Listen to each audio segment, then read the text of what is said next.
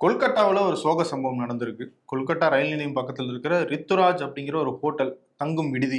அங்க வந்து தீ விபத்து ஏற்பட்டதுல கிட்டத்தட்ட 14 பேர் உயிரிழந்திருக்கிறதாக தகவல் வந்திருக்கு. இதுல என்ன சோகம்னா, தமிழ்நாட்டைச் சேர்ந்த பிரபு அப்படிங்கிறவரு தங்களுடைய குடும்பத்தோட சுற்றுலா போயிருக்காரு. போயிட்டு கொல்கட்டாவுல இருந்து ரயில் ஏறி திரும்பி சென்னைக்கு வரதுக்காக அங்க வந்து ஒரு ரூம் போட்டு தங்கியிருக்காங்க.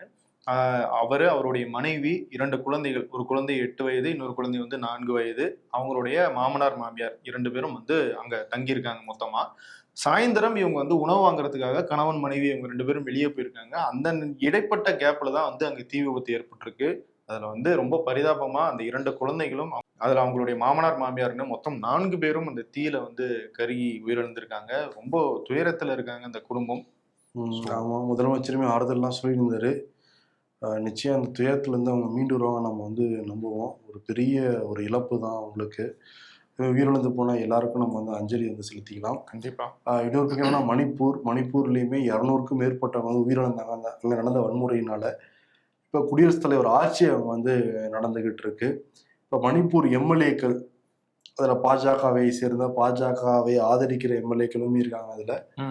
மோடிக்கு வந்து கடிதம் எழுதியிருக்காங்க. இங்க சீக்கிரம் வந்து மக்கள் அரசை நீங்க வந்து கொண்டு வரணும், அதுக்கான முயற்சியில நீங்க எடுக்கணும் அப்படின்னு.